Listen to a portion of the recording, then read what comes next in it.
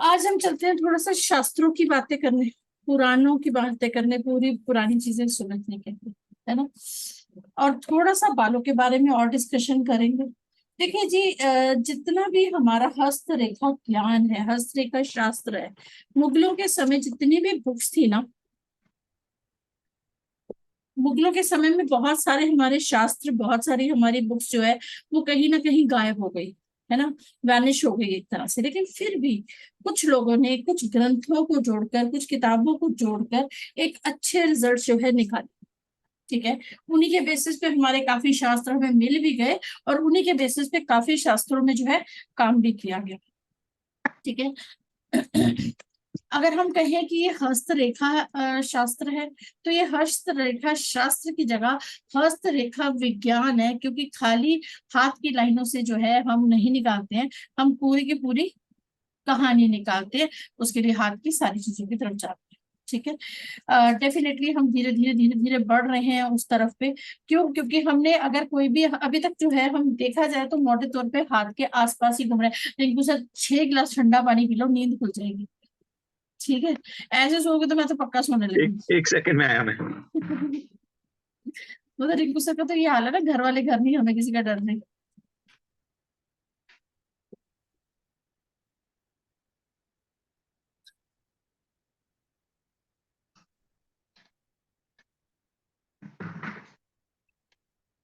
निधि बेचारी देखो, नानी के घर भी छुट्टियां नहीं मिल रही, वहां बैठ के भी लगी है नोट्स बनाने में। भाई गॉड, कितने कितने मतलब लेजी बंदे हैं हमारे पास।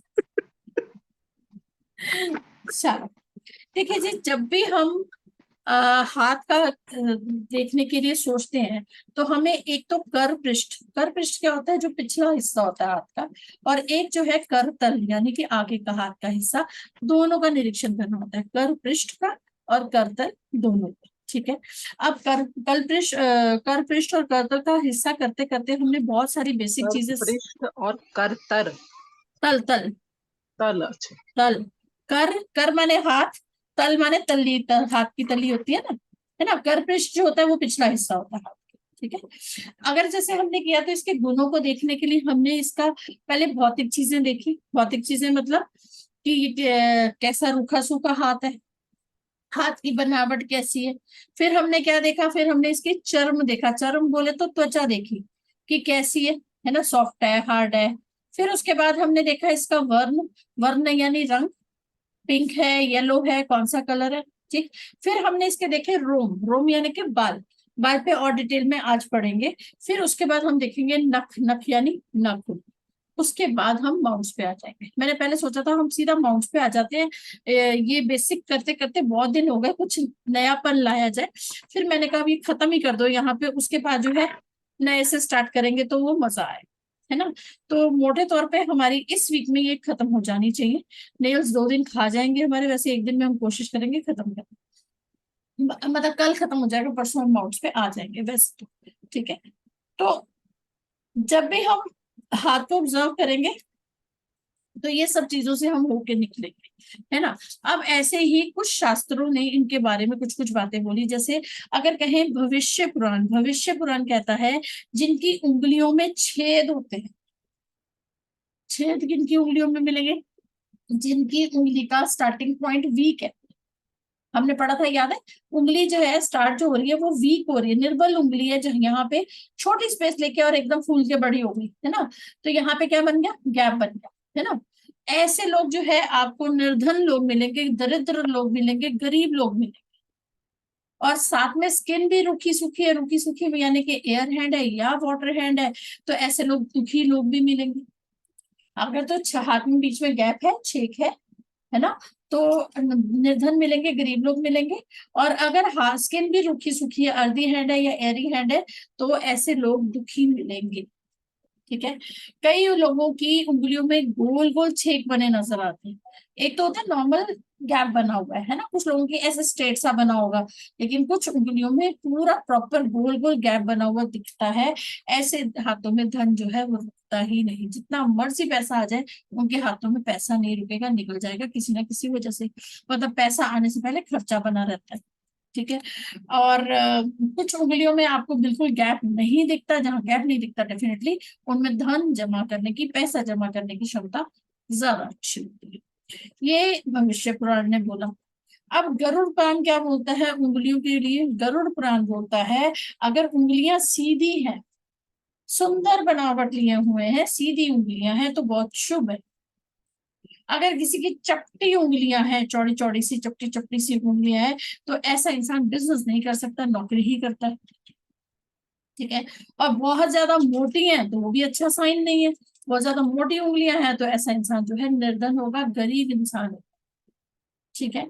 ऐसे व्यक्ति जिनकी उंगलियां सीधी हैं, शुभ हैं, उनकी आयु भी अच्छी रहती है, एज भी अच्छी होती है। ठीक है, बोला गरुड़ पुराण ने। अब विवेक विलास एक किताब थी पुरानी, विवेक विलास में भी काफी डिटेल, काफी डेप्थ डाली हुई है। विवेक विलास क्या कहती है? अगर हाथ की रेखाएं, सॉरी, रेखाओं पे नहीं, उंगलियों के पर्व जो है वो लंबे है। पर्व बोले तो 1 2 3 फ्लैंजेस, है ना।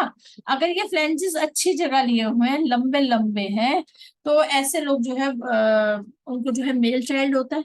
ऐसे लोगों के पास पैसा बहुत होता है। ऐसे लोगों की एज भी बहुत अच्छी होती है, अगर वो अच्छे लंबे लंबे ठीक पोजीशन पे बैठे हुए, है ना।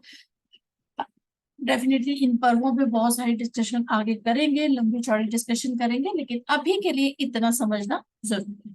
इसके बाद एक बुक है सामुद्रिक शास्त्र। सामुद्रिक शास्त्र ने काफी डेप्थ में बात करी है, और आगे बहुत जगह पे मैं सामुद्रिक शास्त्र में लिखी हुई सारी बातें आपको अलग अलग टॉपिक्स के साथ बताती चली जाऊंगी। ठीक है। सामुद्रिक शास्त्र कहता है कि अगर हमारी मर्करी फिंगर, इसकी नॉर्मल पोजीशन होती है सन फिंगर के ऊपर वाले फ्लैंज की लास्ट लाइन के बराबर, अगर ये इससे आगे निकल जाती है ना, तो ऐसे लोग जो है नॉर्मली ज्यादा पैसे वाले होते हैं, उनका बिजनेस अच्छा चलता है। उंगलियों की लंबाई जो है, सौभाग्यशाली हाथों में लंबी और अच्छी उंगलियां पाई जाती है।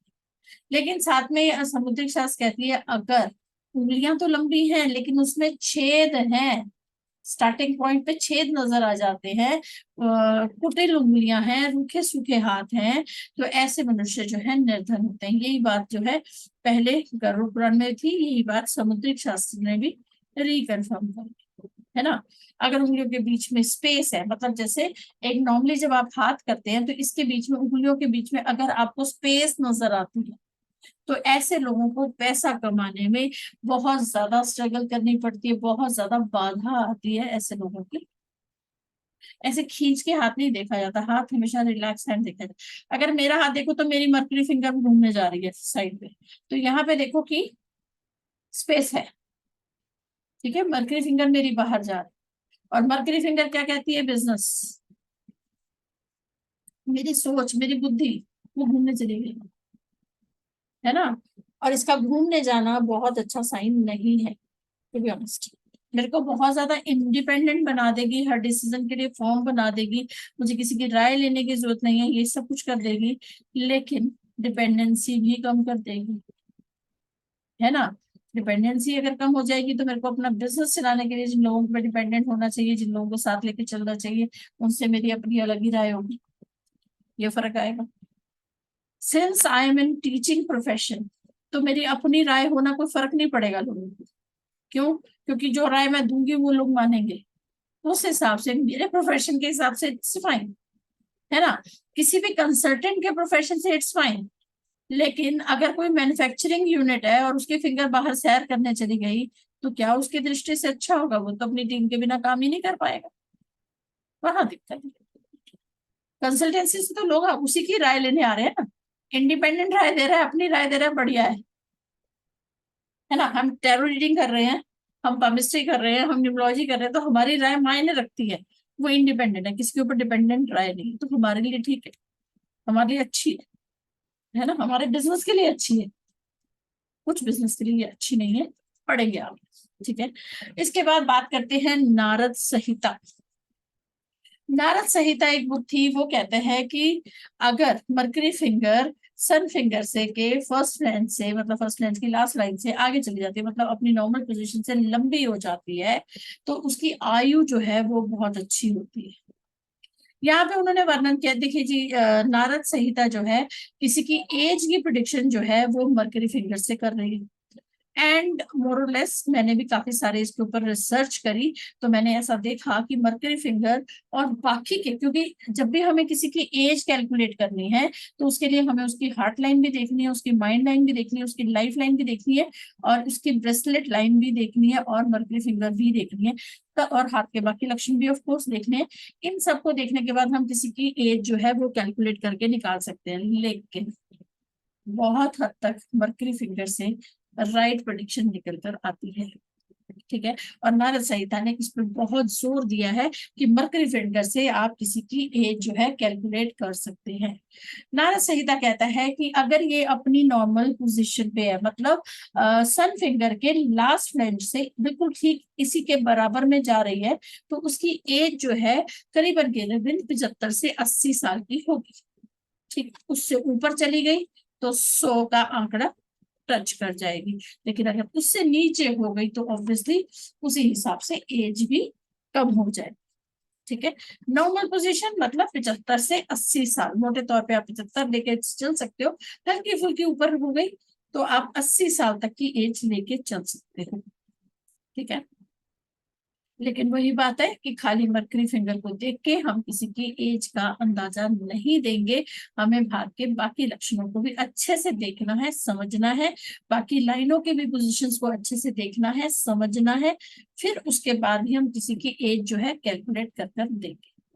अगर हम बात करें भविष्य पुराण की, भविष्य पुराण कहता है कि फीमेल्स जिनकी फिंगर्स जो है वो क्या कहते हैं, गोलाई लिए हुए हैं, थोड़ी सी मतलब बहुत चपटी नहीं है, बहुत मोटी नहीं है, और बहुत पतली भी नहीं है, लेकिन अच्छी मतलब सुंदर फिंगर्स हैं, और फिंगर्स पे कहीं कोई गांठ भी नहीं है। कुछ लोगों के देखो यहाँ पे गठीली गठीली जो जहाँ पे टर्न होते हैं वहां पे गांठें पड़ी होती हैं, अगर वैसी कोई गांठें पड़ी भी नहीं है, उंगलियां सीधी भी हैं, सुंदर भी है, दिखने में भी सुंदर है, मोटी मोटी उंगलियां नहीं है, तो ऐसी फीमेल्स अपने घर में बहुत सुख, मतलब अपने ससुराल पक्ष में बहुत सुख पाती है, ऐसा जो है भविष्य पुराण का कहना है।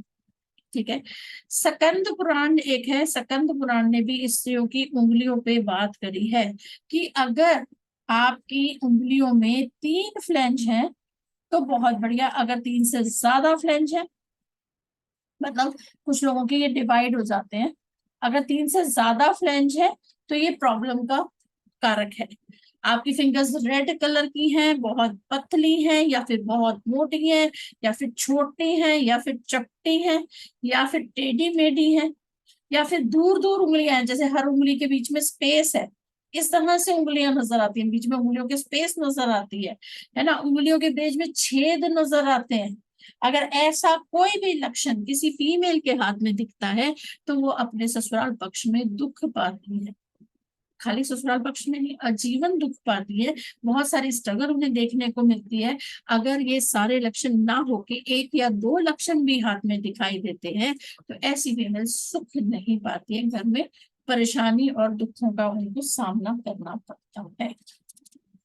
ठीक है जी, तो ये जो है सकंद पुराण का कहना है, और जितने भी पुराणों की बातें हैं ये बहुत क्लियर और बहुत सटीक बातें हैं, जो आप अगर क्योंकि ये मैंने निकाली भी सिर्फ इसी वजह से, क्योंकि ये बातें बहुत जगह पे आगे आप समझोगे, पढ़ोगे, लेकिन यहाँ पे उन्होंने बहुत क्लैरिटी से दी है, और ये पुराणों की मैंने जो ये निकाली है ये सब कुछ सही निकल के आ रहा है, जितने भी मैंने केस स्टडीज की।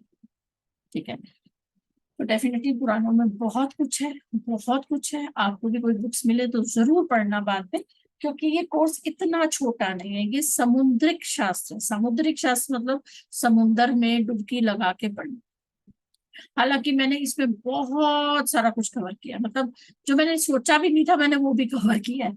ऑनेस्टली ये कोर्स की जब मैंने लिस्ट बना के भेजी थी उसके बाद भी 8-10 टॉपिक बढ़ गए हैं, उससे ज्यादा ही बढ़ते चले जा रहे हैं, और कुछ कुछ मैं जब मैं पढ़ रही हूँ, क्योंकि मैं आजकल भी पढ़ रही हूँ, और कुछ कुछ मुझे समझ आता है तो मैं वो भी ऐड करते चल रही हूँ, राइट, ऐड करते चल रही हूँ, डेफिनेटली बेनिफिट मिलेगा, लेकिन उसके बावजूद भी इसमें इतनी डेप्थ है कि आप कहीं कहीं से कुछ कुछ ज्ञान लेंगे तो उसको समझिएगा जरूर पहले, क्योंकि कई लोगों ने ना, मैंने यूट्यूब पे बहुत सारी रिसर्च मारी, कुछ लोगों ने ना बहुत फालतू के वीडियोस डाले हुए हैं जिनका कोई सिर पैर नहीं, तो अगर आप उसको सुनते हो, अभी तो मत सुनना, अभी सुनोगे कंफ्यूज हो जाओगे, कुछ टाइम बाद सुनना, करीबन 1-1.5 महीने बाद, जब हम थोड़े से एडवांस लेवल तक आ, मतलब एडवांस मतलब प्रोफेशनल लेवल पे आ जाएंगे, तब आप जरूर सुनना, लेकिन उसकी ऑथेंटिसिटी देख लेना, पता चले वो कुछ भी कहानी डाली हुई है और फिर हम उसको सुनते चले जा रहे हैं, ऐसी जगह की वीडियोस बिल्कुल मत सुनना। ठीक है जी। अब हम बात कर लेते हैं उंगलियों के बारे में थोड़ी सी और। अभी हमने बात की उंगलियों के 1, 2 एंड 3 फ्लेंजेस होते हैं, किस तरह से हम फ्लेंजेस को समझते हैं ये देख लेते हैं।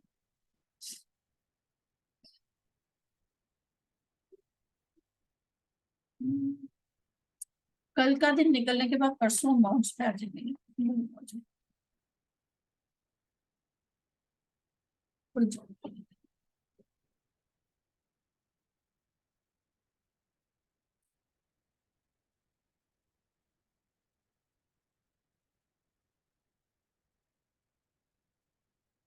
एक सैटरडे संडे बैच शायद और शुरू कर रही, कोई इंटरेस्टेड हो तो बताना।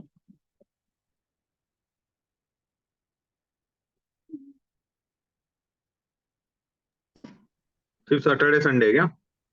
हाँ, प्लान यही है, खाली सैटरडे संडे।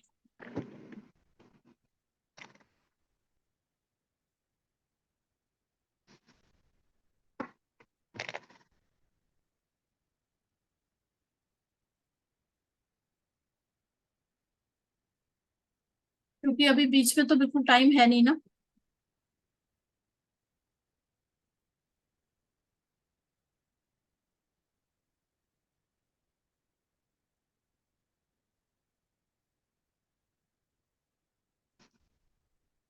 थोड़ी सी और कहानी समझते हैं फ्लेंजेस की। ये पढ़ाई के बाद सफाई नहीं करी हमने, इसलिए अब सफाई पहले करेंगे फिर हम आपको समझा देंगे।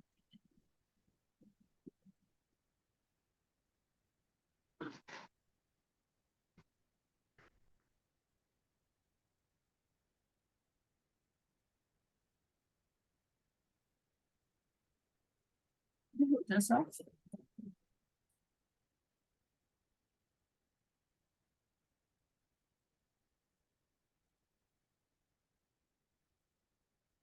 चलिए, नहीं हो रहा तो मत।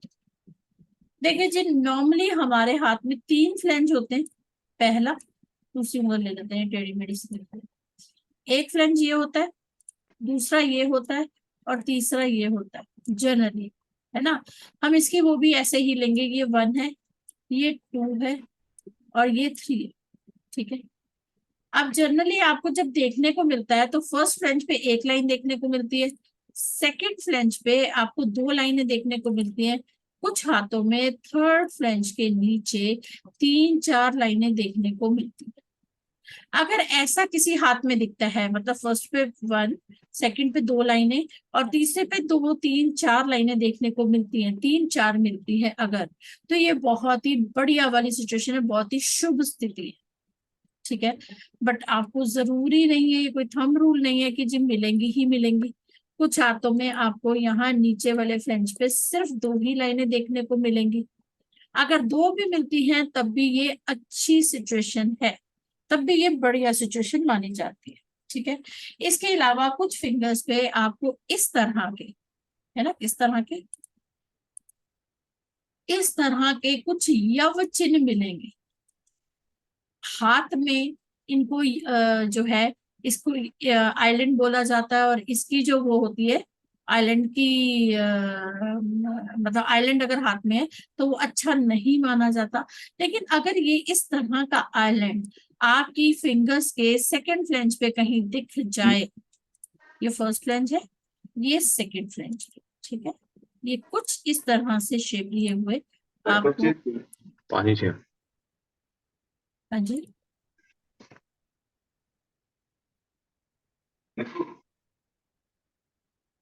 आपको ये कुछ इस तरीके से आपके हाथ में दिख सकता है।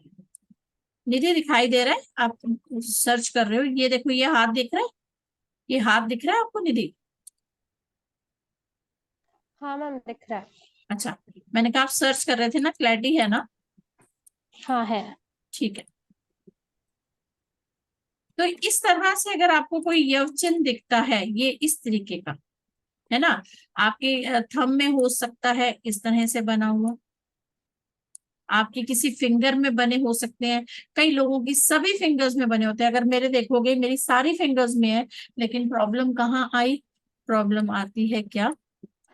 यव चिन्ह तो बहुत सुंदर बना है ऐसा, लेकिन यहां से कहीं टूट गया, कहीं खुल गया। मतलब ये यव चिन्ह जब भी बनेगा हाथ में, वो पूरा कंप्लीट होना चाहिए। जैसे अब ये देखो, ये यव चिन्ह देखने में बड़ा कंप्लीट दिख रहा है जो मैंने ये अभी बनाया है ना, लेकिन यहाँ कोने से देखो, यहाँ से खुला हुआ है। बात क्या हुई? हमारे घर में एक तिजोरी है, तिजोरी का दरवाजा नहीं है, और उसमें हमने सारा पैसा जेवर रखा हुआ है। समझे बात को? ये वही वाली बात होगी कि ये यव चिन्ह तो है, जो कि बहुत ही ऑस्पिशियस है, बहुत ही बढ़िया। इसके बारे में हम आगे यव चिन्ह के उसमें पढ़ेंगे, लेकिन ये खुला हुआ है। अगर ये खुला हुआ है तो ये रिजल्ट आपको नहीं मिलेंगे। खंडित है, टूटा हुआ है, खुला हुआ है, तो ये किसी भी काम का नहीं है। ठीक है, तो ये बात का ध्यान रख के चलिएगा। अब हमने बात की थी 1, 2 एंड 3 वाले फ्लेंजेस की, कि हमारा ये फर्स्ट फ्लेंज होता है, सेकंड फ्लेंज होता है, और ये थर्ड फ्लेंज होता है। 3 फ्लेंज होते हैं। अब तीनों कहते क्या है? पहले वाला जो है वो हमारी बुद्धि का, ये जो फर्स्ट वाला फ्लेंज है, मतलब ये वाला फ्लेंज जो है किसी भी उंगली का, ये हमारी बुद्धि का, हमारी आत्मा का कारक है।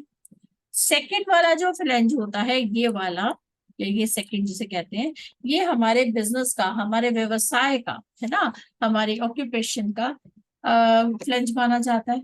और जो सबसे नीचे थर्ड वाला जो फ्लेंज है, वो हमारी शारीरिक, या मतलब हमारी हेल्थ की बात करते हैं उसके बारे में, या हमारा सोशल सर्कल कैसा है, इन सब चीजों के बारे में बात करते हैं। ठीक है,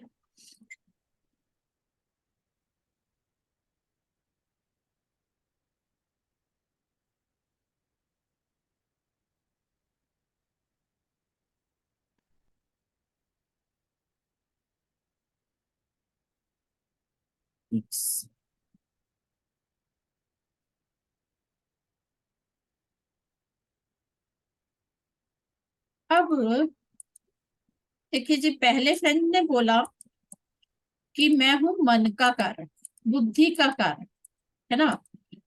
अब एग्जाम्पल लेते हैं। अब ये मेरी जुपिटर फिंगर है, ठीक है, ये मेरी जुपिटर फिंगर है।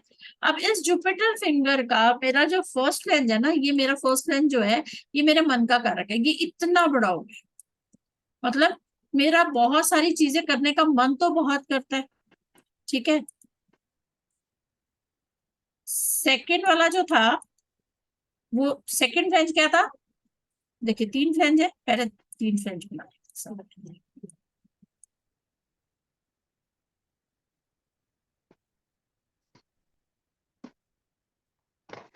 जो फर्स्ट फ्रेंच है वो मेरे मन का कारक है, सेकंड मेरा बिजनेस का है ना, पैसा, बिजनेस, इन चीजों का कारक है। कहाँ गया? अरे ये किसने छेड़ा?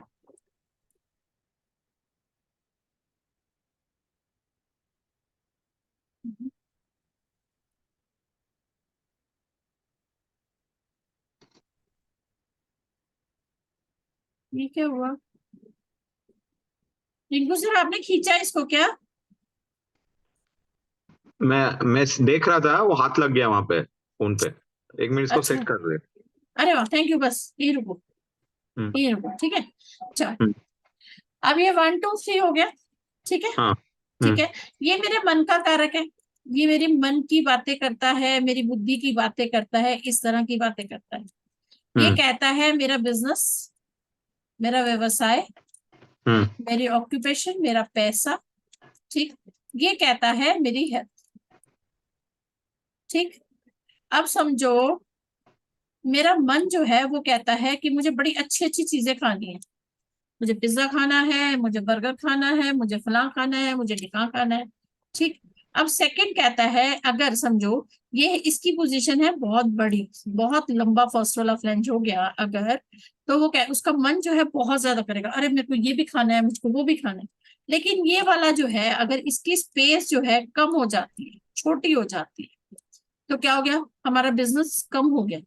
बिजनेस की समझ कम हो गई, बिजनेस कम हुआ, पैसा नहीं है उतना, तो यहाँ पे हमारा मन तो चाहे जितना मर्जी करे लेकिन हम वो अफोर्ड नहीं कर सकते, है ना। तो डेफिनेटली हम नहीं खा सकते। अब हुआ क्या कि हमारा फर्स्ट भी अच्छी पोजीशन में बैठा था, हमारा सेकंड भी अच्छी पोजीशन पे बैठा है, मतलब ये फर्स्ट वाला भी बहुत अच्छी पोजीशन लिए हुआ है, सेकंड भी बहुत अच्छी पोजीशन लिया है, लेकिन थर्ड वाला बहुत छोटा हो गया, थर्ड वाले की स्पेस कम हो गई, है ना। कुछ हाथों में आपको दिखेगा, मैं और समझाती हूँ इसको भी, है ना। अगर थर्ड वाले की स्पेस कम हो गई तो यहाँ से मन भी करता है भाई मेरे को अच्छी अच्छी चीजें खानी है, यहाँ से बिजनेस कहता है हाँ भाई मेरे पास पैसा है तू खा ले अच्छी चीजें, लेकिन यहाँ हेल्थ अलाउ नहीं करती, यहाँ हेल्थ अलाउ नहीं करती है कि तुम अच्छी चीजें खा सकते हो। तो क्या वो इंसान अच्छा खाना खा सकता है, अच्छा महंगा अपनी मनपसंद का खाना खा सकता है, क्योंकि हेल्थ अलाउ नहीं करती। फिर हेल्थ क्या कहती है, टीडे खा ले, घिया खा ले। मन क्या करता है, पिज्जा खाना है, पैसा भी है। ऐसे हाथ मिलेंगे जिन्होंने अपनी जिंदगी में शायद बहुत मेहनत करी, है ना। आज जब उनके पास सब कुछ है तो उनकी हेल्थ इस तरह का खाना खाना उनको अफोर्ड नहीं कर सकती है, खा नहीं सकते क्योंकि हेल्थ अलाउ नहीं करती। तो फिर फायदा हुआ, कोई फायदा नहीं हुआ। फायदा कब होगा, जब तीनों फ्लेंज 1, 2 और 3 की जो स्पेस है बीच में ये बहुत अच्छी बैठी होगी, तीनों की स्पेस बहुत अच्छी होगी, मतलब फर्स्ट फिंगर की स्पेस भी अच्छी है, सेकंड की भी और थर्ड की। जनरली क्या देखा जाता है, फर्स्ट की सबसे कम होती है, सेकंड की उससे ज्यादा होती है और थर्ड की सबसे ज्यादा होती है। ये एक जनरल रूल है हाथ की उंगलियों का।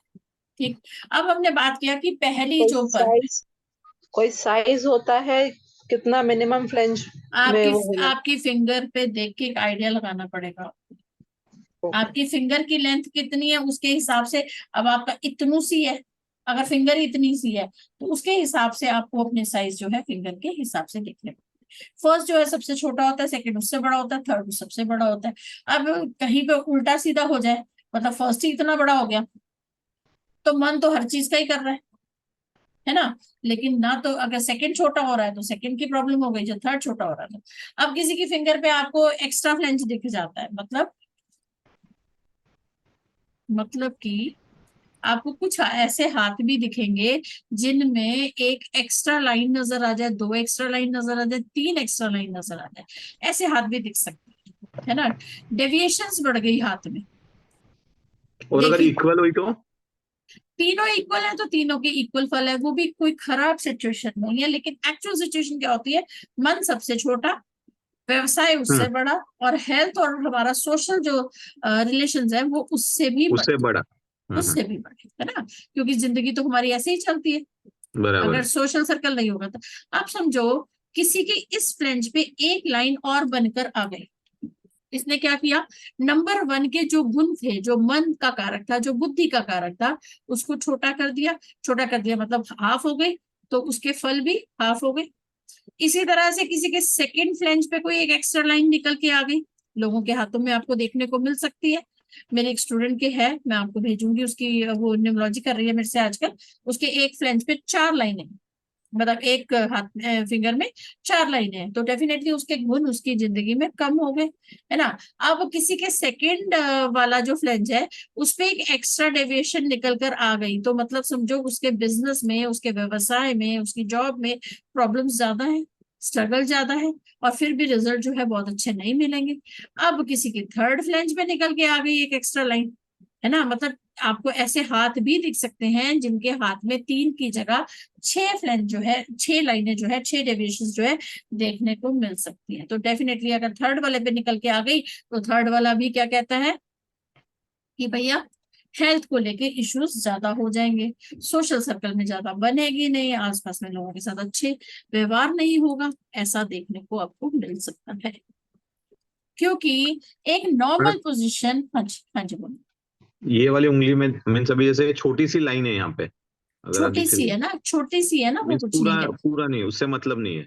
मीन्स अगर ऐसे ये ये जैसे पूरी होती है वैसे हुई तो ही उसका वर्कआउट करना है। देखो देखो एक बात समझो कि एक हाँ नदी बह रही है, हाँ। एक नदी बह रही है, उसमें हम्म। हमने एक बड़ा पत्थर लगा के वो रास्ता बंद कर दिया, तो वो नदी का बहाव क्या हो गया, या तो इधर से निकलेगा उधर से निकलेगा, है ना। तो ये छोटी लाइन रुकावट तो डेफिनेटली, लेकिन बड़ी रुकावट का नहीं। अब आप समझो कि मैंने एक नदी जा रही थी, मैंने उसकी आधी नदी को किसी चीज से कवर कर दिया जिससे कि उसका पानी बह के ना जाए, तो पानी क्या हुआ, इकट्ठा होके इधर से अपना रास्ता बना के निकल गया। रास्ता तो नहीं रुका, लेकिन फिर भी एक डाइवर्शन तो है, हाफ ही है पर है तो सही। बट ये लाइन जो है बहुत अगर महीन है तो कुछ टाइम में अपनी परेशानी करके चली जाएगी। अगर बहुत डार्क है, अच्छी बीच में धसी हुई है, तो ये लंबे समय तक इम्पैक्ट डालेगी, है ना। नहीं, अगर जैसे अपनी रेगुलर लाइंस होती है, जैसे अभी देखिए ये एक है, ये देखो दो है, ये ऐसे तीन दिख है। नहीं रही, ऐसे नहीं दिख नहीं रही, लेकिन अगर बहुत ही बारीक है, बहुत ही बारीक है और हाफ है ना, पहले तो हाँ, हाफ है तो बहुत ज्यादा इम्पैक्ट नहीं करेगी, लेकिन बराबर। हाफ ही है और बहुत बारीक है, तो वो कुछ समय तक, कुछ समय के लिए आपकी लाइफ में कुछ प्रॉब्लम की वजह से नजर आ रही है और वो चली जाएगी अपने। देखिए छोटी लाइनें, महीन लाइनें सिर्फ उस पर्टिकुलर समय में आपको इंडिकेट करने के लिए आती है कि आपकी लाइफ में कुछ प्रॉब्लम चल रही है, वो निकल जाएंगी तो वो निकल जाती है। इवन क्रॉस के चिन्ह या ऐसे बड़े निशान भी चले जाते हैं, आएंगे थोड़े टाइम में लाइट हो जाएंगे, लाइट होके निकल जाएंगे। ज्यादा से ज्यादा इन छोटे छोटे चिन्हों का इम्पैक्ट, लाइट चिन्हों का इम्पैक्ट हमारी लाइफ में 2-3 महीने तक रहता है, उसके बाद ये गायब हो जाता है। ठीक है, अगर बहुत महीन है तो परेशान होने की जरूरत नहीं है, लेकिन अगर ये लाइन पूरी कंप्लीट होती नजर आ रही है तो परेशान होने की जरूरत है ना, तो परेशान होने की डेफिनेटली जरूरत है। देखिए बिजनेसमैन हो, बिजनेस से रिलेटेड काफी, अब आपकी है भी जुपिटर फिंगर पे, जुपिटर फिंगर पे है तो जुपिटर माने बुद्धि, नॉलेज, तो नॉलेज में कहीं प्रॉब्लम है, कुछ चीजों की हो सकता है आपको नॉलेज ना हो, तो वहां पे आप जो है नॉलेज पे थोड़ा सा वर्किंग करें, डेफिनेटली आपके बिजनेस पे वो नॉलेज जब मिल जाएगी तो काम जो है अच्छे से चल पड़ेगा। देखो हमें उंगलियों, अब एक उंगली पे है, एक उंगली पे, तो उस उंगली का मतलब क्या है, जुपिटर की फिंगर है, जुपिटर की फिंगर क्या कहती है, सैटर्न पे होता तो सैटर्न की क्या कहती, सन के ऊपर होता सन की क्या कहती, मरकरी पे होता तो मरकरी क्या कहती है, अगर थंब पे होता तो थंब की क्या कहती। तो हमें बराबर। ये बात को भी साथ में लेके चलना है। ठीक है जी। अब उंगली का जो फर्स्ट फ्लैंज है वो बुद्धि का या फिर आत्मा का पर्व माना जाता है, हमारी जो अंतरात्मा होती है या हमारी नॉलेज होती है या हमारा मन होता है, इसका पर्व माना जाता है ना। इसका बड़ा होना हमारा आत्मा का, बुद्धि का बड़ा होना हो गया, है ना, मन का प्रभावित होना हो गया। ये हमारे मन की मानसिक स्थिति, हमारा मन क्या चाहता है उसकी मानसिक स्थिति को दिखाता है बेसिक सारे। ठीक है, दूसरा पर्व जो है वो हमारे व्यवसायिक यानी व्यवसाय या कि हमारा बिजनेस। बिजनेस, हमारी जॉब, हमारा जो भी ऑक्यूपेशन है उसको प्रभावित करता है। हमारी जॉब अच्छी चल रही है, परेशानी आ रही है, हर्डल्स आ रही है, ये सब हम सेकंड फ्लैंज से देख सकते हैं। डिपेंड्स, आगे जब हम उसको डिटेल में पढ़ेंगे डेफिनेटली काफी डेप्थ में पढ़ेंगे ये, लेकिन अभी हम पढ़ेंगे 20 मिनट के बाद। अब तीसरे फ्लैंज की बात करते हैं। तीसरा हेल्थ। फ्लैंज जो है वो हमारा शारीरिक, हमारा संसारिक दशा, मतलब हमारे आसपास में लोगों के साथ व्यवहार, हमारी फैमिली में हमारे लोगों के साथ व्यवहार, उस सबको प्रभावित करता है। ठीक है, अब ये हमने पढ़ा।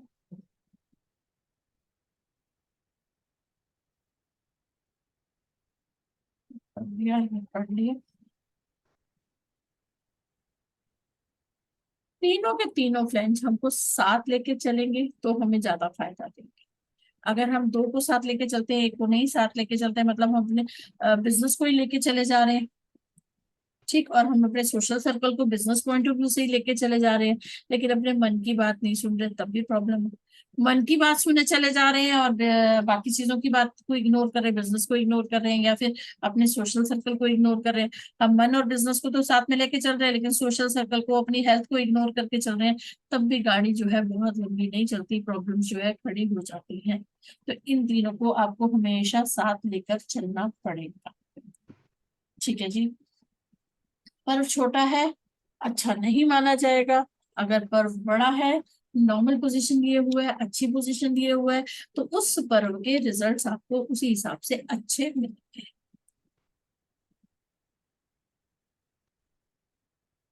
कुछ हाथों में आपको देखने को मिल सकता है सारे फिंगर्स के पर्व अच्छे हैं, किसी एक या दो फिंगर्स के कुछ कुछ पर्व छोटे या बड़े हो सकते हैं, तो उस प्लेनेट से रिलेटेड प्रॉब्लम उसके साथ में होने के चांसेस बढ़ जाते हैं।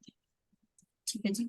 अब इसके बाद हमने ये भी समझ लिया कि अगर डेविएशंस एक्स्ट्रा हो जाए, अब इसके अलावा अगर हम अपने हाथ को ठीक से देखने की कोशिश करते हैं तो हमारे हाथों में कुछ महीन महीन पतली पतली, अच्छा रिंकू सर ये लाइन भी हो सकती है, अभी समझते हैं इस चीज को, ऐसी महीन महीन लंबी लंबी लाइनें दिखाई देती, ठीक, अच्छे से अगर ऑब्जर्व करो। और कुछ हाथों में हॉरिजॉन्टल भी पतली पतली लाइनें बिल्कुल महीन महीन सी होती है, हॉरिजॉन्टल लाइन। देखो आपके हाथों में क्या दिख रहा है, वर्टिकल है कि हॉरिजॉन्टल? दोनों भी है। अगर मेरे हाथ में देखो, आपको बहुत क्लियरली कुछ हाथों में बड़ी गाढ़ी गाढ़ी सी दिखे, ऑल्दो बहुत महीन होनी चाहिए, लेकिन अगर यहाँ देखो तो यहाँ आपको बड़ी क्लियर क्लियर वर्टिकल लाइनें दिखाई देंगी। दिख रही है? दिख रही है ना? ऐसी वर्टिकल लाइनें हो सकती हैं। अब अगर रिंकू सर जो हाफ वाली लाइन आप बोल रहे थे, अगर ये हॉरिजॉन्टल लाइन है तो ये वाली हॉरिजॉन्टल लाइन भी हो सकती ये है ना? वही है, पतली पतली है। बहुत पतली है। हॉरिजॉन्टल हाँ, स्ट्रेट भी है, हॉरिजॉन्टल भी है, दोनों भी है। देखो स्ट्रेट वाली लाइनें तो हमेशा अच्छी हैं। देखिए हम ये मानते हैं कि ये ना हमारा पावर हाउस के ना वो एंटीनाज है, वाईफाई कनेक्शन पूरे आसपास है, इसको हमारे हाथ में लाके हमारी एनर्जी प्रदान करने का काम जो है ये फिंगर्स करती है। जितना भी यूनिवर्स से कनेक्शन आ रहे हैं, जितने भी एनर्जी आ रही है, मतलब ये एनर्जी को सोर्स करने का काम करते हैं। और ये एंटीनाज है, जब छोटे होते में वो होता था ना, जब टीवी नहीं आता था, सिग्नल आया नहीं आया एंटीना घुमाने जाते थे, तो ये वो एंटीनाज है हमारे हाथ के, जो पूरी एनर्जी को सोर्स करके हमारे हाथ में लाने का काम करते हैं। ठीक है, वर्टिकल लाइंस है तो बहुत बढ़िया है, लेकिन अगर हॉरिजॉन्टल लाइंस है तो डेफिनेटली वो बढ़िया नहीं माना जाता, वो शुभ संकेत नहीं माना जाता। ठीक है, प्रवाह में बाधा पड़ती है, मतलब जैसा मैंने भी आपको समझाया कि एक नदी बह रही है, उसमें रास्ते में हम एक डेविएशन डाल देंगे तो डेफिनेटली वो बहाव जो है वो रोक लेगी, है ना? जो लोग कल से क्लास में सोएंगे उनको क्या किया जाए? ठीक है, वर्टिकल हॉरिजॉन्टल दोनों आ रही हैं तो देखो जितनी भी वर्टिकल लाइंस है वो अच्छे संकेत हैं, जितनी भी हॉरिजॉन्टल लाइंस है वो अच्छा संकेत नहीं है।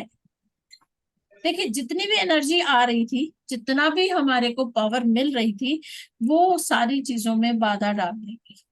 इनको जो वर्टिकल लाइंस है इनको सहयोगी रेखा भी बोला जाता है।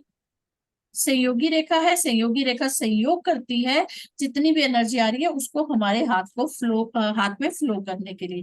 लेकिन वही हॉरिजॉन्टल आ गई तो वो फ्लो क्या हुआ? रुक गया, उसने वहां पे उसको रोक दिया, है ना?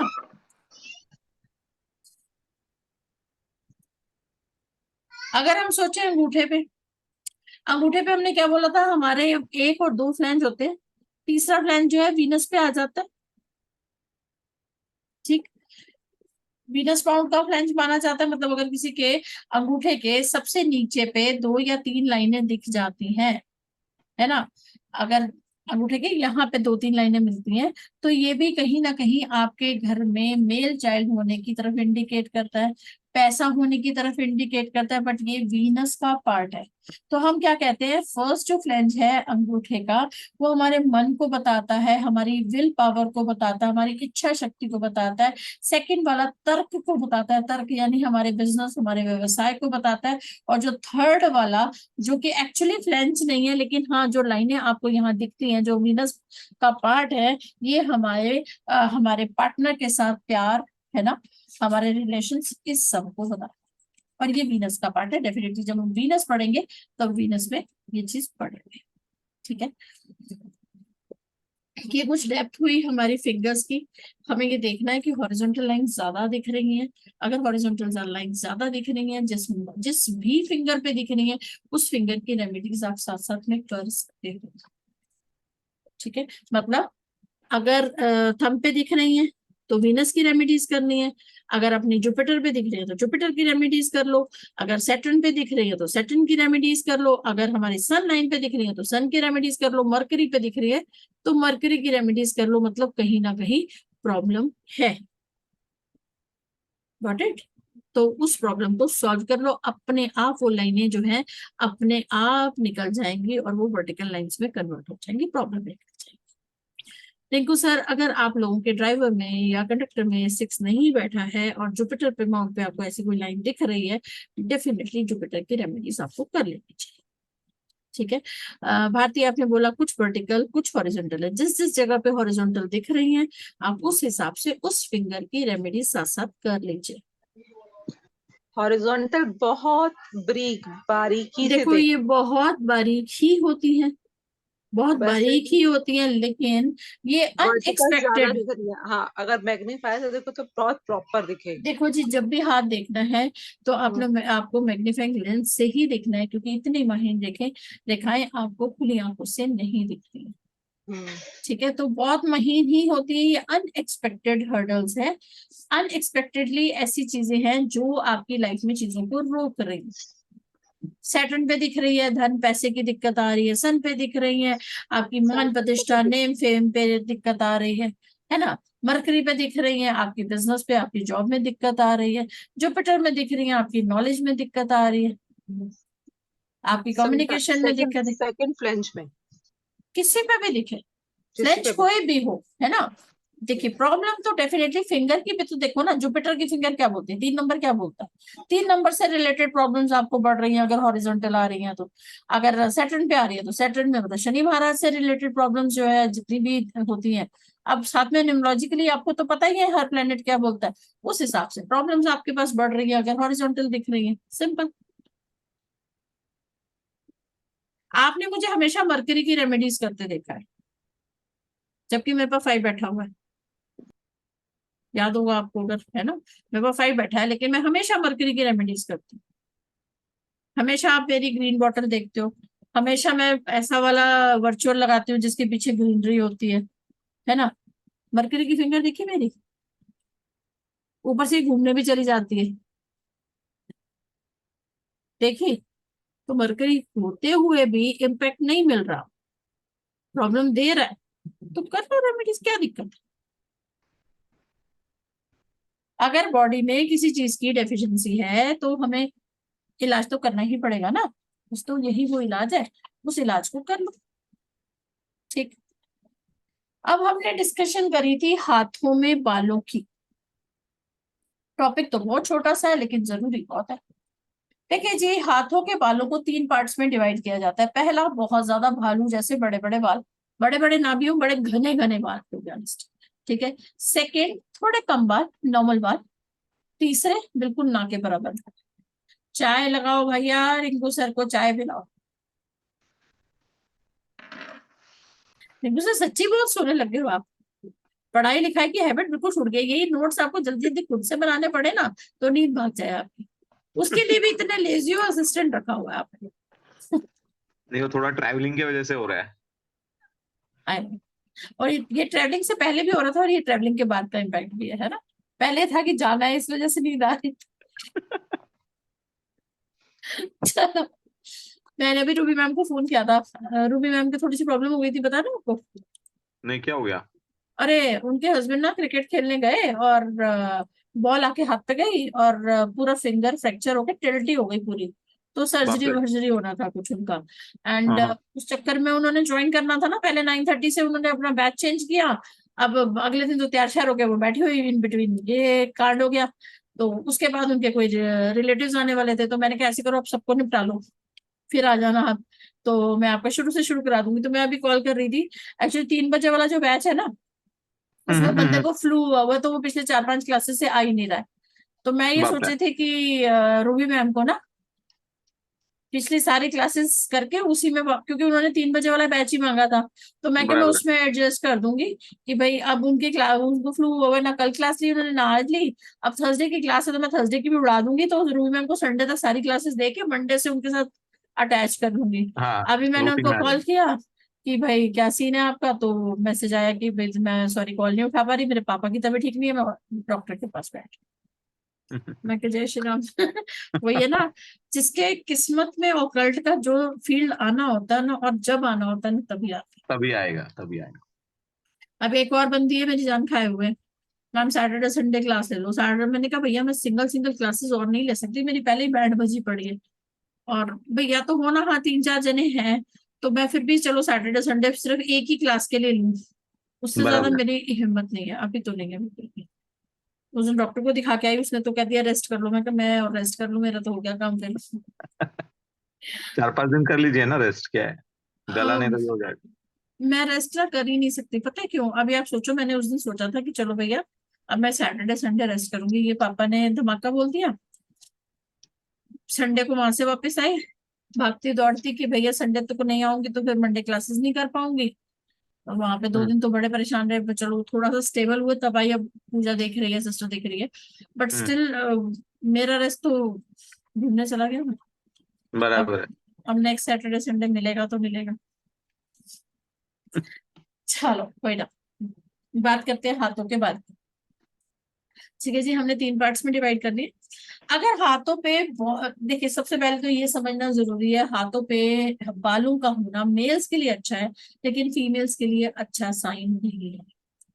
फीमेल्स के हाथों पे अगर आपको बाल दिख जाते हैं, ज्यादा घने दिख जाते हैं, देखो हल्के हल्के बिल्कुल साइड से ऑब्जर्व करो, बिल्कुल साथ बैठ के ऑब्जर्व करो, बिल्कुल महीन महीन है, तो वो थोड़े से नेचुरल हो जाते हैं, लेकिन वो भी फीमेल्स के हाथों पे बहुत रेयर ही दिखते हैं।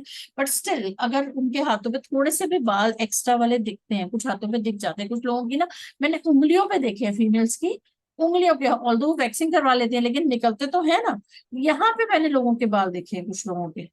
ठीक है, अगर ऐसा कहीं बाल दिखाई देते हैं तो उनमें जो है मस्कुलाइन नेचर के जो गुण है ना वो ज्यादा बढ़ जाते हैं।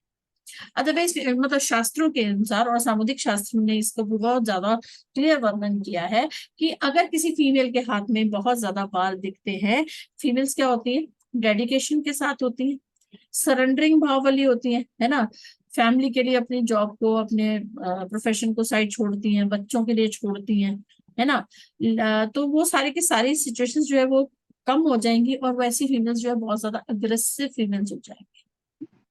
तो ऐसे में उनकी शादीशुदा जिंदगी, उनकी मैरिड लाइफ जो है वो अच्छी नहीं चलती है ना। उनका मदरहुड भी जो है वो अच्छा नहीं चलता है, बिकॉज वो बहुत ज्यादा वायलेंट नेचर की हो जाती है, बहुत ज्यादा अग्रेसिव नेचर की हो जाती है। लेकिन अगर किसी फीमेल के हाथ में बाल दिखते हैं और वो किसी रक्षा के काम में, जैसे डिफेंस में हो सकती है, पुलिस में हो सकती है, आर्मी में हो सकती है, तो ये एक नॉर्मल साइन है, तब हम इसको नॉर्मल साइन लेके चलेंगे। ठीक है। सिमिलरली अगर किसी मेल के हाथ में बाल बिल्कुल नहीं है, जैसे फीमेल के हाथ में बाल होना एक खराब साइन है, वैसे ही मेल के हाथ में बालों का बिल्कुल ना होना भी अच्छा साइन है, फेमिनाइन नेचर का हो जाएगा, है ना। फेमिनाइन नेचर का हो जाएगा, बहुत ज्यादा सरेंडरिंग भाव होगा, बहुत इमोशनल होगा। सिर्फ फिजिक में मेल है लेकिन जो इमोशंस हैं या बोलने तो कैसे, वो सारा का सारा फेमिनाइन हो जाएगा, जो मेल ईगो है वो कहीं ना कहीं गायब हो जाएगी, ऐसा भी देखने को मिलता है। ठीक है।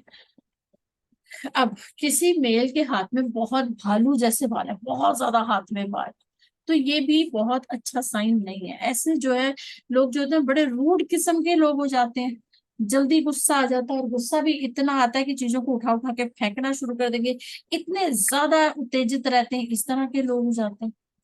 हाथों पे थोड़े बाल होना, कम बाल होना जो है वो बढ़िया साइन माना जाता है। थोड़े थोड़े बाल होना मेल्स के हाथ के लिए बहुत ही बढ़िया साइन है। क्यों? उनको जो है सामंजस्य बनाना आ जाता है, मतलब अग्रेशन की जगह पे अग्रेशन भी पता है, जहां समर्पण करना है, फैमिली के लिए कुछ अपने आप को ढालना है किस चीज में, तो वो भी बहुत ही बैलेंस्ड वे में वो लोग कर पाते हैं। मस्कुलाइन क्वालिटीज भी अच्छी होंगी, हल्की फेमिनाइन जहां रिक्वायर्ड है वहां पे फेमिनाइन भी पकड़ लेंगे, तो बिहेवियर जो है उनका बहुत ही बैलेंस्ड होता है और बहुत ही बढ़िया लक्षण ऐसा माना जाता है। अब बात करते हैं हेयर का कलर। कुछ हेयर जो है आपको हाथ में येलो येलो कलर के दिखेंगे, कुछ लोगों के ब्राउन कलर के हाथों में बाल दिखेंगे, कुछ लोगों के रेड कलर के दिख सकते हैं और ब्लैक कलर के भी दिख सकते हैं। ब्लैक कलर के हेयर्स होना सबसे शुभ लक्षण है, सबसे बढ़िया लक्षण है। कुछ लोगों के ब्लैकिश ब्राउन होते हैं, तो ब्लैक एंड ब्राउन दोनों के लक्षण जो है बीच में दिखेंगे, तो ब्लैक जो है सबसे बढ़िया लक्षण है। अगर किसी के पीले पीले या ब्राउन कलर के, पीले कैसे होते हैं, ऑरेंजी येलो से कलर के बाल होते हैं, गोल्डन गोल्डन चमकते हैं, है ना, या फिर किसी के ब्राउन कलर के हैं, तो ऐसे लोग जो है बहुत ज्यादा उत्तेजना का प्रतीक माना जाता है, बहुत ज्यादा एक्साइटेड रहते हैं, हर चीज के लिए उत्तेजना, हर चीज के लिए जल्दबाजी, ऐसा देखने को मिलता है। अब किसी के हाथ में रेड कलर के हेयर्स हैं, ओवर एक्साइटमेंट, ओवर उत्तेजित किस्म के लोग मिलेंगे, ये बिल्कुल भी अच्छा साइन नहीं माना जाता। ब्राउन फिर भी थोड़ा सा एक बार के लिए संभाल लिया जा सकता है, लेकिन अगर किसी के रेड कलर के हेयर है तो वो बहुत ही खराब साइन है। अब आपने एक चीज समझी, हाथ में रेड हैंड है तो वो भी बड़ा एग्रेसिव, हाथों में लाल बाल है तब भी बड़ी एग्रेसिव वाली सिचुएशन, नेल्स रेड है तब भी मामला अच्छा नहीं है। नेल्स डेफिनेटली हम कल पढ़ेंगे तो उसमें आपको समझ में आएगा, ठीक है। अब इसके बाद हमारे हाथों में छोटे छोटे रोम होते हैं जिनमें से बाल निकल कर आते हैं, है ना। देखो हम कहाँ की जड़ें निकाल निकाल के ला रहे हैं। अब हाथों में छोटे छोटे रोम होते हैं, उस एक रोम में से एक ही बाल अगर निकल के बाहर आता है तो वो अच्छा साइन है। अब एक रोम में से कई बार दो बाल निकल के बाहर आ रहे होते हैं तो वो भी अच्छा साइन नहीं माना जाता। लेकिन अगर किसी के एक रोम में से 3-4 बाल एक साथ निकल कर आ रहे हैं तो बहुत ही खराब वाला साइन जो है वो माना जाता है, बहुत ही बुरा साइन माना जाता है, ठीक है जी। ऐसा देखने में और पढ़ना है क्योंकि अब जो टॉपिक है वो नेल्स का टॉपिक है, अगर अब पढ़ना है तो 1 घंटा पढ़ना पड़ेगा, नहीं तो कल पढ़ेंगे। हाँ क्योंकि पूरा टॉपिक है, रिलेटेड टॉपिक है, तो फिर मजा नहीं आएगा, है ना। अभी आज के नोट्स बना लो, काफी लंबा ही टॉपिक खिंच गया, है ना। कल नेल्स भी बहुत लंबा टॉपिक है, नेल्स के बारे में समझेंगे।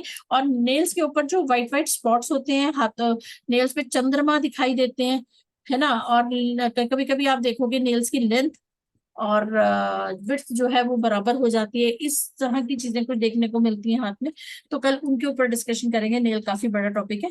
और कल जो है हमारा नेल खत्म होने के साथ में हमारे हाथ की जो ऑब्जर्वेशन थी ना वो सारी कंप्लीट हो जाएगी, ठीक है।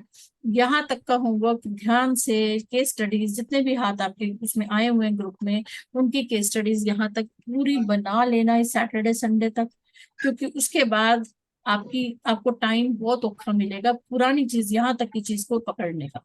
क्यों? क्योंकि हम माउंट्स पे आएंगे, माउंट के साथ साथ बीच बीच में लाइंस भी आती रहेंगी, फिर सिंबल्स भी आते रहेंगे अलग अलग अलग अलग अलग अलग, तो वो लंबी कहानी चलती जाएगी, समझे।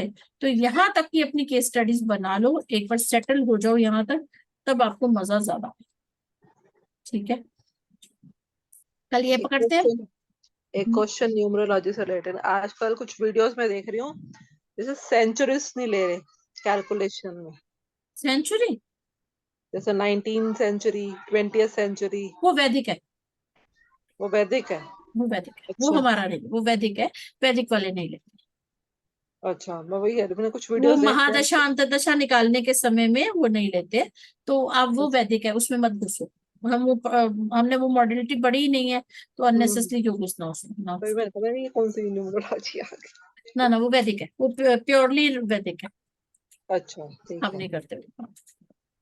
हाँ मतलब वही देखो, अब मैं वही कहती हूँ रिसर्च करने के टाइम ना ये नॉलेज होनी जरूरी है कि कौन सी ब्रांच पकड़ रहे हो, पता चले हम उस ब्रांच को पढ़ते ही नहीं है और हम वो ब्रांच को पकड़ के चल रहे हैं तो रिजल्ट तो कभी अच्छे आ ही नहीं सकते। तो मैंने तो कुछ वीडियोस देखे थे अभी 1-2 दिन पहले ही देखा। नहीं नहीं, वो वैदिक है, हमारी ब्रांच ही नहीं, ठीक है जी। अभी किसी ने मेरे को कोलकाता की किसी कंपनी को रेफर किया है कि फॉर माय टीचिंग स्किल्स कि मैं उनके लिए न्यूमरोलॉजी, पामिस्ट्री और टैरो पढ़ाऊं, ठीक। मैंने मना कर दिया। दिन के डेली के क्यों जो उनके है, कंपनी में कैसे, उनके कंपनी में यानी किसको, यानी उनका ये उनकी एक न्यूमरोलॉजी हब का ही है, कोई कंपनी है क्या? उनके एक हब है जहाँ पे हाँ अलग अलग ओकल साइंस पढ़ाई जाती है, ठीक है। हाँ हाँ। अब वो चाहते हैं कि उनके लिए पामिस्ट्री, मतलब वो अभी फिलहाल राइडर वेट्स करवा रहे हैं और वैदिक न्यूमरोलॉजी करवा रहे हैं। उनको किसी ने मेरे को रेफर, मतलब मेरा नाम किसी ने रिकमेंड किया उनको, उन्होंने काफी सारा मेरे को ये पता चल रहा था कि मेरे को ना कोई टैप करने की कोशिश कर रहा है, मुझे समझ नहीं आ रही थी कौन है और क्यों कर रहा है, ठीक है।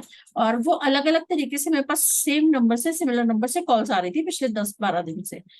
उन्होंने काफी रिसर्च करी मेरे ऊपर और फाइनली उन्होंने मुझे 3 कोर्सेज के लिए रिक्वेस्ट करी है कि मैं ओशो ज़ेन पे करवाऊं, जो न्यूमरोलॉजी करवाती हूँ मैं वो भी करवाऊँ, प्लस केमिस्ट्री के लिए भी उन्होंने रिक्वेस्ट किया, राइट। और अभी तो आया है मेरे पास, ठीक है। पहले मैंने एक बार सोचा कि मैं कर सकती हूँ, बट प्रॉब्लम क्या है ना, वो मेरे नाम की एडवर्टाइजमेंट करेंगे, मेरी फोटो के साथ मेरी एडवर्टाइजमेंट करेंगे, मेरा अपना ब्रांड, मैं अपने ब्रांड पे काम कर रही हूँ। ऑल तो ठीक है, वहां पे मुझे इकट्ठा स्टूडेंट मिलता है जिसमें मुझे मार्केटिंग, यहाँ मार्केटिंग में करती नहीं, वहां पे मुझे मार्केटिंग करनी नहीं पड़ेगी। तो बराबर है। एटलीस्ट ये है कि मुझे मिल तो स्टूडेंट जाएगा, अच्छा, लेकिन मेरा अपना ब्रांड कहाँ जाएगा? सही है, इसलिए अपना मैं, ब्रांड होना चाहिए, कम रहेगा तो चलेगा। या मैं संतुष्ट हूँ। मुझे रिंकू सर एक बात बोलूँ ना, कमाने को तो बहुत कमाया मैंने, सही है। ठीक है। उसके बाद थोड़ी सी प्रॉब्लम भी देखी, मैं ये नहीं कहती कि नहीं देखी, छोड़ने के बाद जॉब समझ नहीं आ रहा था, तो चीजें कि इसमें भी पता नहीं कुछ होगा कि नहीं होगा, है ना। जब शुरू शुरू में आप होते हो ना, तो आप स्ट्रगल कर रहे होते हो, क्लाइंट आएगा तो आएगा, वेट करते हो, क्लाइंट जी आ जाओ मिल जाओ, आ जाओ मिल जाओ, है ना। एक स्टेज तक तो बनाना पड़ता है ना उस चीज को, और वो सारी मेहनत लगा ली है, सब कुछ कर ली, है ना। तब मैं इसके साथ में बहुत सारे काम और करती थी, अब मैंने धीरे धीरे सब छोड़ दिए। अब मैं इस स्टेज पे आने के बाद उस लेवल पे वापस तो नहीं जाऊंगी ना, नहीं नहीं नहीं, जाके मतलब। मतलब ही नहीं उठता।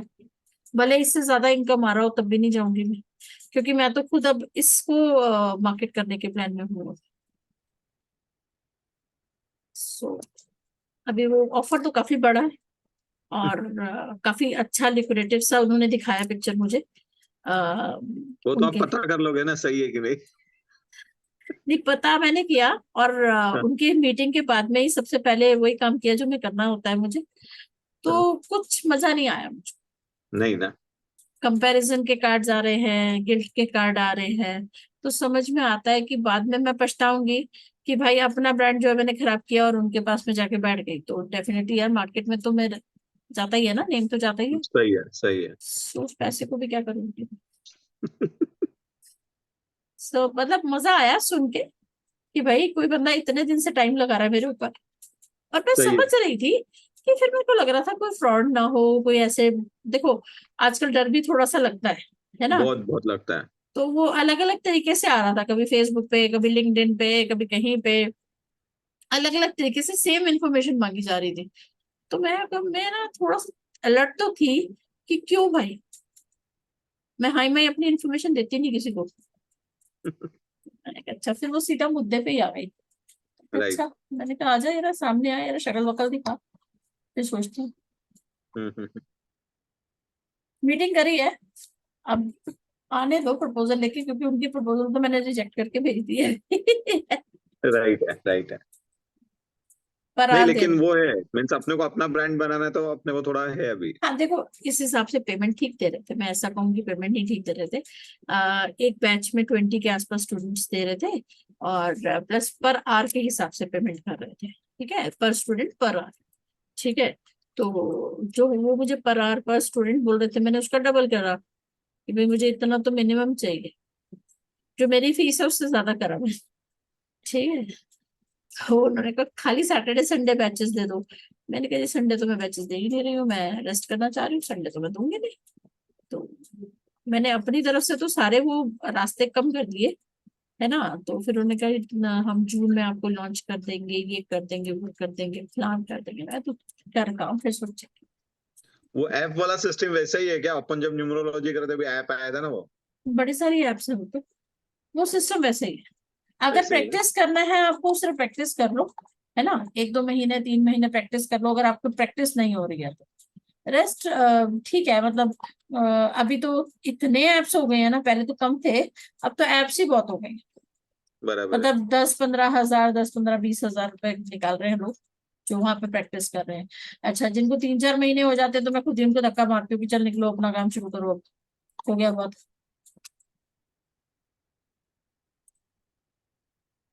जो रेगुलर है वो कर रहे हैं, वो ठीक ले रहे हैं, कोई 10-15-20 हजार भी ले रहा है, 25 हजार भी ले रहा है। जो वो सैलरी वाले बैठे हैं वो तो ले ही रहे हैं, अच्छा खैर, जिन्होंने बराबर। सैलरी पे ज्वाइन करा था। अभी वो सैलरी वाला सिस्टम भी है, कोई 8 घंटे करना चाहता है वो भी सिस्टम है, बट वो उसके लिए वो चाहे वो 8 घंटे ही रहे कि 8 आवर्स बैठो और उसका सैलरी देंगे वो। हम्म। आती रहती है प्रपोजल इन लोगों की ना, उस टाइम में कोई अच्छा स्टूडेंट होता है तो भेज देती हूँ, जा भाई कर ले।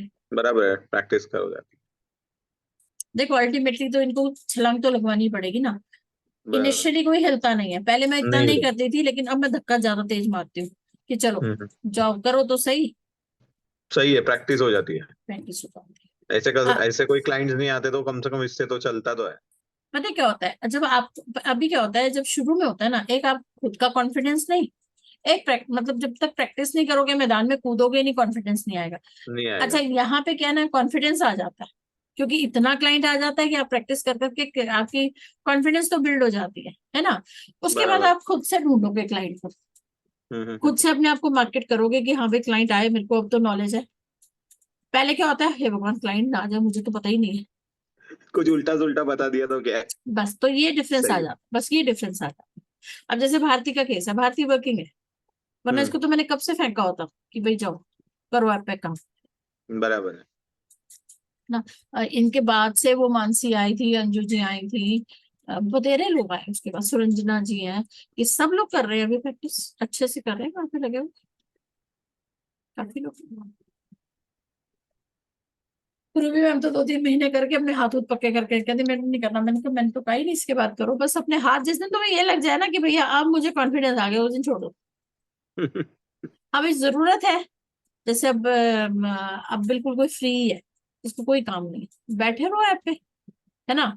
अब वो मेरी मानसी को क्या कहती है मैं सारा दिन ऐप खोले रखती हूँ, जब कॉल आ जाती है मैं इधर उधर किचन में काम कर रही होती हूँ, टेबल तो लगी ही हुई है, जैसी कॉल आई आके बैठ जाती हूँ अपने टेबल पे, है ना। और जो उसने वर्किंग आवर्स वहां दिए हुए हैं उस पर ज्यादा कॉल्स आती हैं, उस पर तुम कहती हूँ फिर मैं बैठती हूँ जम के कि भाई वहां से कॉल्स उठा लो। तो लास्ट मंथ भी बोल रही थी कि मेरे ख्याल 20-1 हजार निकाला उसने, अभी 2 महीने हुए हैं शायद, 2-2.5 महीने हुए हैं। क्या माड़ा है, एक सिंपल हाउसवाइफ के लिए तो कोई माड़ा नहीं है, बराबर है। पॉकेट मनी से सूट 2 एक्स्ट्रा खरीद लेंगे और क्या हो। सही है। भाई देख, प्रैक्टिस हो रही है ना, प्रैक्टिस बहुत जरूरी है, मीन्स तो ही आपका नॉलेज बढ़ेगा, तो ही समझ में आएगा। देखो आपका इंटरेस्ट है, और इंटरेस्ट के साथ में अगर इनकम आती है ना, मजा तभी आता है, मजा आता है, सही है। मजा तभी आता है, इंटरेस्ट